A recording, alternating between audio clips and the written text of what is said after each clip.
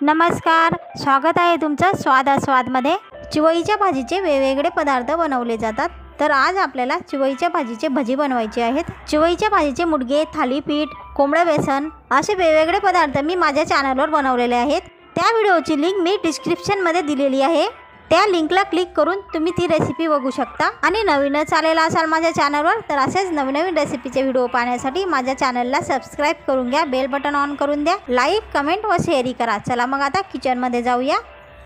आज आपल्याला चिवईच्या भाजीची भजी बनवायची आहे। तर ही चिवईची भाजी घेतलेली आहे, हिला निवडून घ्या, स्वच्छ धुवून घ्या आणि कापून घ्या। कापलेली चिवईची भाजी जवळजवळ 2 वाट्या आहेत, तर हे 3 वाट्या आपण बेसन पीठ घेतलेलं आहे। आपली चिवईची भाजी जेवढी असेल त्यानुसार बेसन पीठ घ्या। चिवईची भाजी आणि बेसन पिठाची भजी ओढली जातील एवढं बेसन पीठ घ्यायचं। हे 3 टेबलस्पून तांदळाचं पीठ घेतलेलं आहे। जर तुमच्याकडे तांदळाचं पीठ नसेल तर ज्वारीचंही पीठ घेऊ शकता, किंवा तेही नसेल तर सोडा घेऊ शकता।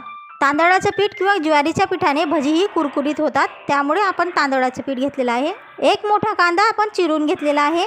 2 टेबलस्पून जिरे घेतलेले आहे। चवीनुसार हळद मीठ घ्या, चवीनुसारच लाल तिखट घ्या। 1 टेबलस्पून धना पावडर घेतलेली आहे। तीळ घ्यायचं असेल तर तीळही घेऊ शकता। चला मग आता तयारीला लागूया।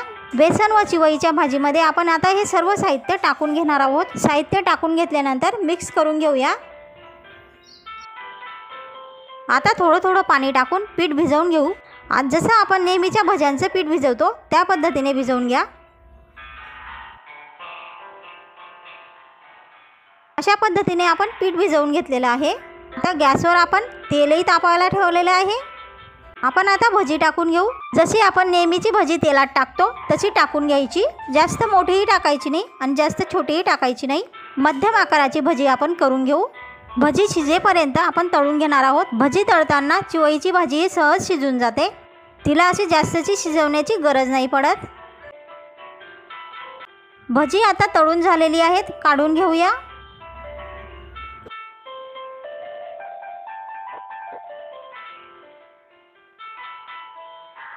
अशा प्रकारे आपल्याला सर्व भजी तळून घ्यायची आहेत।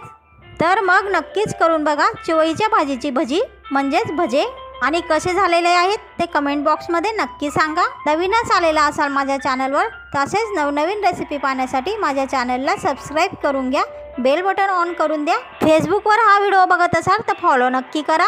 व्हिडिओला लाईक करून द्या, छानशी कमेंट करायला विसरू नका। आणि जर हा व्हिडिओ तुम्हाला इतरांना शेअर करावासा वाटला तर शेअरही नक्की करा। चला मग आता भेटूया पुढच्या रेसिपीमध्ये। तोपर्यंत स्वतःचीही काळजी घ्या, स्वतःच्या कुटुंबियांचीही काळजी घ्या। धन्यवाद।